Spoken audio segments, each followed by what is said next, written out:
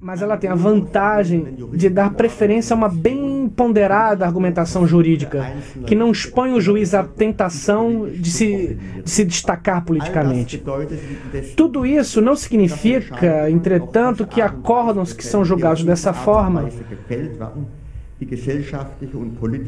não possam influenciar fortemente o desenvolvimento político e social na Alemanha.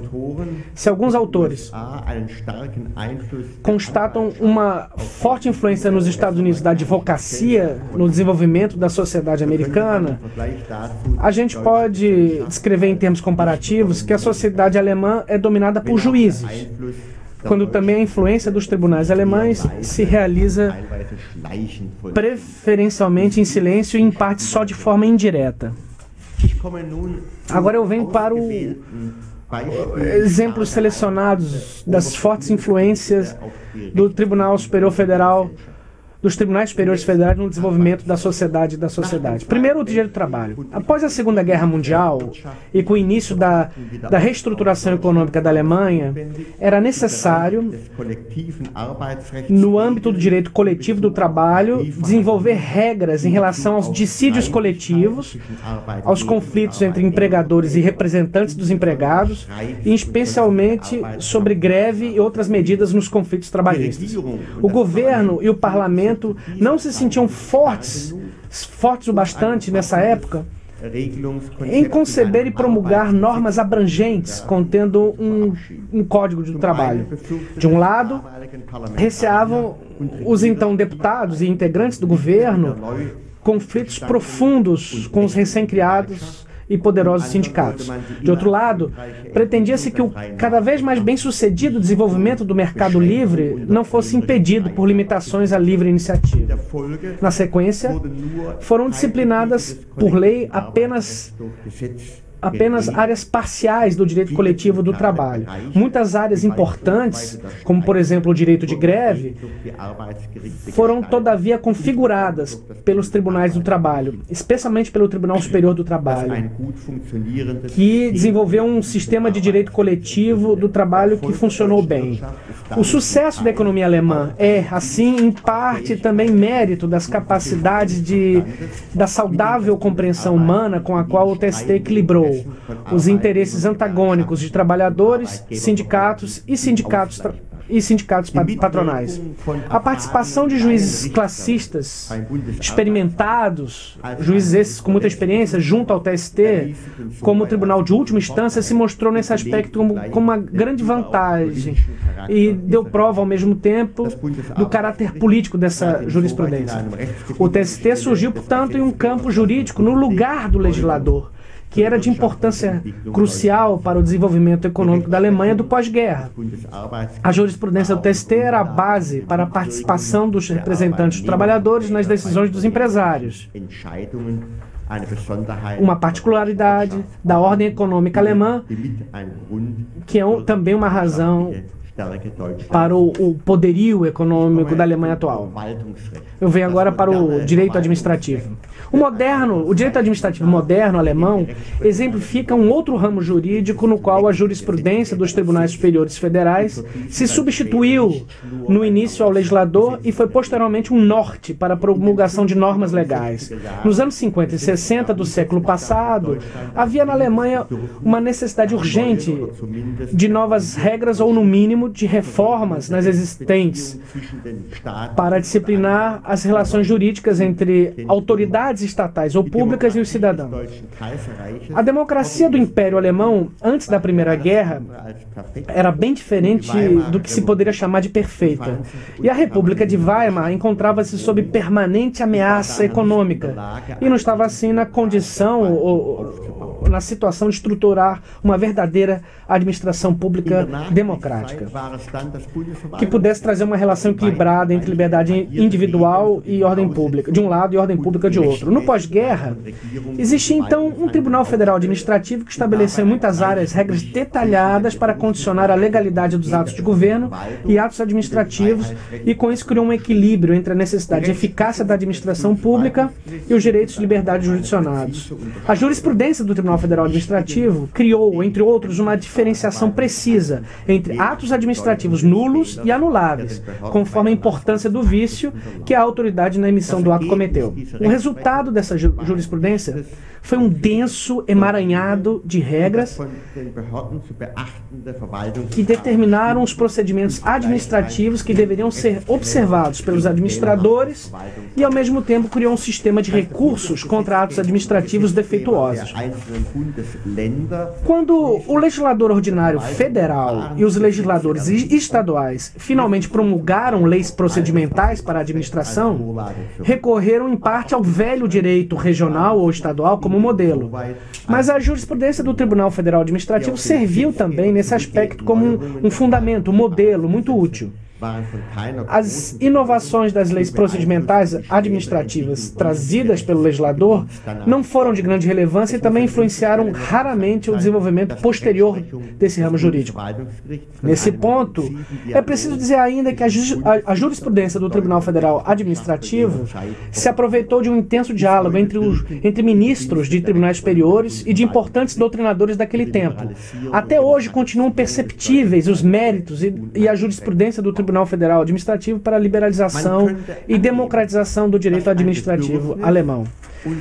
A gente podia admitir que não existe a necessidade e o respectivo espaço para um desenvolvimento judicial do significado social no ramo do direito civil, que desde muito tempo é marcado por uma codificação abrangente, como é o caso do direito alemão em matéria civil, com o seu Código Civil. Essa presunção, numa análise mais próxima, não se sustenta, mesmo se ela em parte corresponda à percepção de um observador estrangeiro, especialmente dos países do case law. O Superior Tribunal de Justiça alemão, como o mais alto tribunal federal para lides civis em geral, exarou diversos acórdãos fundamentais que modificaram de modo bastante significativo o direito então vigente. Conforme os preceitos expressos do Código Civil alemão, não se podia conferir indenização na forma de dano moral ou compensação com caráter sancionatório na forma de punitive damages, naqueles casos em que se tratasse de uma difamação ou ofensa ao direito da esfera privada pela mídia de massa. O Superior Tribunal de Justiça garantiu nesses casos, embora num primeiro passo, danos morais, e uma década depois ele deferiu também uma compensação sancionatória robusta para os casos de ofensa repetitiva e resistente do direito à privacidade ou à identidade incólume. Também não foi o legislador, mas o STJ, que flexibilizou a limitação estrita do Código Civil, na qual apenas danos materiais concretos sofridos e lucros cessantes são indenizáveis. E se atribuía também compensação para a mera perda da possibilidade de uso de um objeto, como por exemplo de um veículo próprio, da casa ou do próprio apartamento, bem como em determinados casos, ainda por prejuízo em férias após a quebra contratual decorrente de um ato ilícito danoso. Em caso de violação de patentes e direitos autorais e concorrência desleal, o STJ alemão desenvolveu um método particular de cálculo dos danos que se orientam pelo lucro obtido pela violação do direito.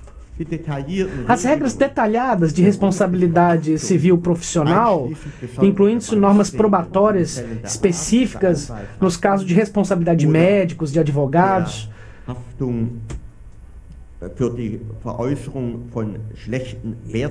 e de emitentes, de negociantes de valores imobiliários ruins, foram e são ainda o resultado da jurisprudência do STJ. A atividade legislativa não conduz nesse aspecto, o mais das vezes, a inovações, mas se esgota na mera incorporação do direito positivo de princípios desenvolvidos pela jurisprudência do STJ. O direito alemão vigente sobre as garantias de valores mobiliários e créditos foi inovação do STJ e de seu tribunal predecessor, o Tribunal Imperial Alemão. A tese de se admitir a penhora de garantia pignoratícia para todos os valores mobiliários e direitos, sem que o proprietário seja excluído de continuar a se utilizar dos objetos, e ele possa mesmo continuar dispondo das coisas, foi tão brilhante que ela foi incluída no Uniform Commercial Code, embora conforme seus preceitos, contrariamente ao direito alemão sobre o efeito contra terceiros da garantia pignoratícia, fosse exigível a requerimento uma forma de apossamento ou registro. A defesa dos consumidores diante de cláusulas desvantajosas em contratos de adesão foram estimuladas pelo STJ. A legislação alemã e posteriormente a europeia esteve aqui também mais como chanceladora das regras desenvolvidas judicialmente pelo STJ do que inovações propriamente legislativas. O direito alemão permite ações coletivas e de grupos apenas em casos especiais. De outra forma, o Brasil. E o mesmo vale para processos coletivos assemelhados por meio de consumidores e associações. Isso não significa, no entanto, que ações civis não possam influenciar decisivamente o desenvolvimento jurídico e social. Frequentemente, um único portador de um direito transfere o seu crédito ajuizável por força de lei a um seguro, a uma empresa seguradora privada ou pública, a fim de que o réu, então, seja confrontado com uma poderosa parte adversa, no caso aí a seguradora. Sobre as consequências jurídicas da crise financeira mundial, são decididas preponderantemente por tribunais, não apenas nos Estados Unidos, mas também na Alemanha. Muitas questões controvertidas sobre responsabilidade civil são, assim, decididas pelo STJ e no sentido de uma responsabilidade mais acentuada, ou serão pelo STJ decididas no futuro. A importância do Tribunal Constitucional Federal para a determinação da autocompreensão da Alemanha do pós-guerra não pode ser superdimensionada. Não existe nenhuma questão política ou social no período pós-guerra e nas últimas décadas, após a reunificação alemã, que não tenha sido objeto de um conflito constitucional e sobre o qual não houve decisão do Tribunal Constitucional Federal.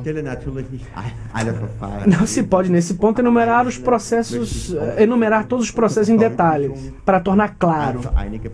Vamos dar alguns exemplos aqui. O rearmamento da Alemanha Ocidental, a integração da Alemanha na comunidade europeia dos primeiros dias até o Tratado de Lisboa, o enquadramento jurídico da reunificação alemã, a União Monetária Europeia e a moeda europeia, a equiparação de direitos entre homens e mulheres sob o Código Civil, o direito de filhos ilegítimos, o casamento entre pessoas do mesmo sexo e seu status no direito de família e tributário, o direito do inquilinato e suas implicações sociais, a rádio e televisão pública e privada, bem como a mídia eletrônica, liberdade de expressão e de imprensa, e o direito do indivíduo à esfera privada e proteção contra a ofensa à identidade, atribuição de casais e família, fundamentos da proteção de dados, o direito ao aborto e à reprodução assistida, direito de autodeterminação de pacientes sobre o seu destino, o direito de determinação do empregador, seguro, saúde público e privado e aposentadoria, participação da Alemanha em ações militares da OTAN e das Nações Unidas, garantia do devido processo legal, proteção do réu em processos penais, o direito ao livre exercício profissional. Tudo isso foi objeto de decisões do Tribunal Constitucional Federal. Algumas decisões do Tribunal foram revolucionárias e motivaram o legislador a agir. Outros acórdãos levaram a uma confirmação das soluções legislativas. De especial significância e isso precisa ser destacado, que ultimamente quase todos os acórdãos do Tribunal Constitucional Federal são aceitos pela política e sociedade alemãs. Algumas só após debates intensos e emocionais.